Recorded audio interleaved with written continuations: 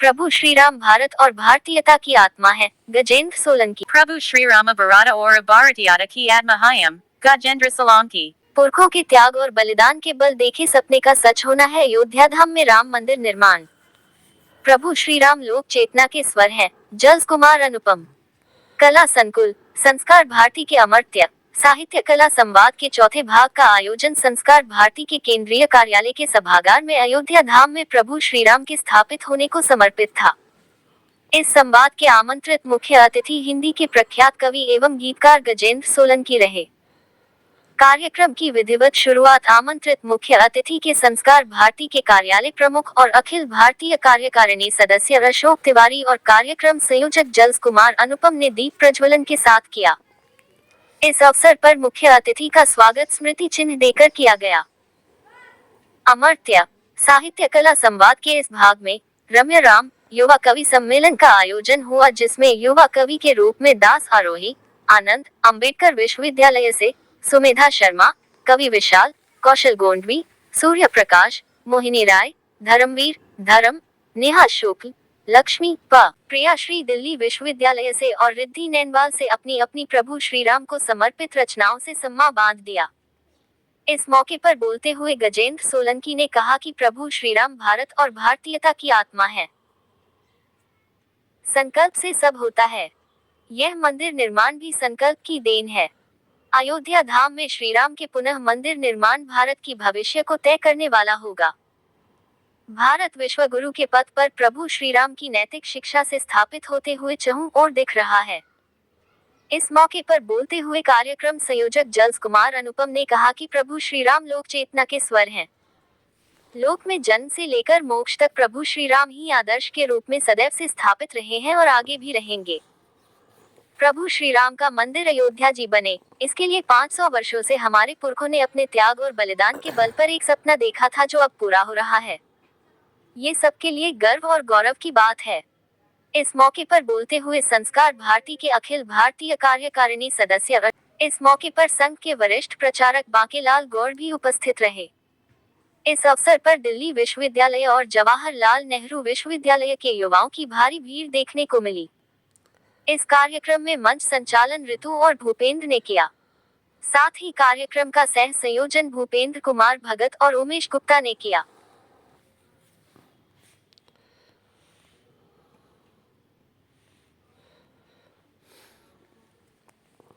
प्रभु श्री राम भारत और भारतीयता की आत्मा है, गजेंद्र सोलंकी।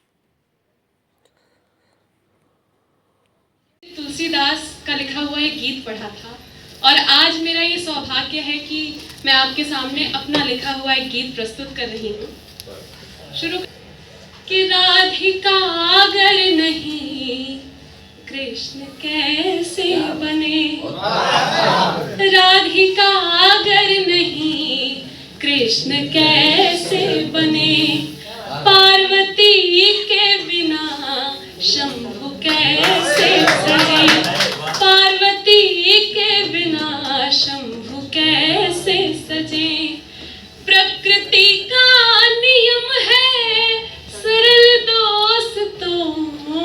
होली में आए कि हम लोग ये दिन देख पा रहे हैं। राम राष्ट्र हैं और राष्ट्र राम हैं, आप इनको अलग करके देख नहीं सकते। मैं राष्ट्र के लोगों के परिचय से प्रारंभ करता हूं कि हम लोग कौन हैं।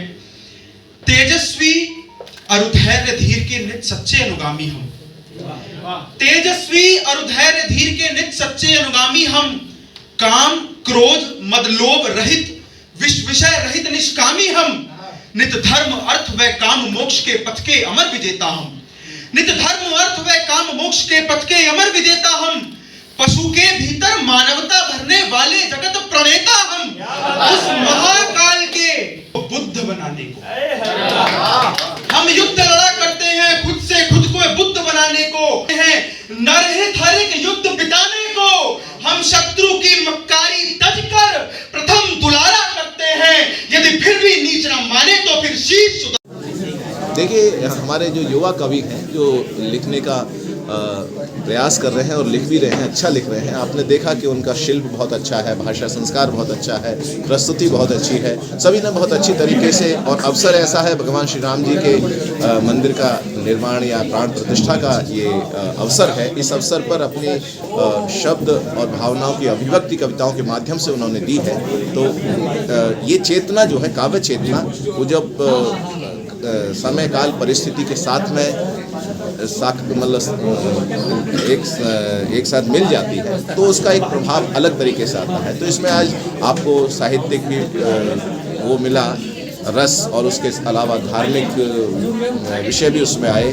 भगवान श्री राम जी के बारे में कविताएं की, वो सभी अपने अभिव्यक्ति की स्वतंत्रता है। और इसमें कविताओं के माध्यम से जो उन्होंने कहा है, आज मुझे अतिथि के रूप में बुलाया है तो मैं अतिथि वगैरह नहीं मानता अपने आप को, मैं तो परिवार का सदस्य हूँ। आज मुझे कहा कि मुझे आना है, यहाँ पर मैं आया और मुझे सुखद लगा आके। और इस तरीके का ये निरंतर प्रवाह बने रहना चाहिए, और प्रवाह जब बना रहेगा तभी हम समझते हैं कि ये धारा, संस्कृति की धारा बहती रहेगी और सूखेगी नहीं। अगर संस्कृति की धारा सूखेगी तो भारत कहीं ना कहीं उसका अतीत का जो गौरव है वो धीरे धीरे मतलब विलुप्त ना हो जाए। इस बात को ध्यान रखते हुए हमारा ये प्रयास रहना चाहिए कि कविताओं के माध्यम से, सांस्कृतिक आयोजनों के माध्यम से, धार्मिक कार्यक्रमों के माध्यम से किसी तरह के प्रवाह बने रहना चाहिए। तभी भारत तभी तक भारत है जब तक उसकी धर्म, संस्कृति, सभ्यता जीवित है, संस्कार जीवित हैं, और उसका जो अतीत का गौरव है हम सभी जानते हैं, उसका पुनर्जागरण हो रहा है। भगवान श्री राम जी के मंदिर के बनने से त्रेता का जो गौरव है वो वर्तमान में आज दिखाई दे रहा है। तो ये चलता रहेगा इसी तरीके से। और पहले तो ये था कि मतलब चेतना या तो मतलब सुप्त प्राय थी, या फिर मतलब वो किसी आघात उस पर चेतना पे इतने हुए थे। अब वो पुनर्जागरण हो गया है, तो उस जागरण का इस समय है। इसलिए बहुत बहुत सभी को शुभकामनाएं। Thank you. देखिए, मैं तो लोक का स्वर कहने वाला आदमी हूँ। तो प्रभु श्री राम जो हैं हमारे यहाँ लोक के स्वर हैं। जन्म से लेके मोक्ष तक में प्रभु श्री राम ही हैं।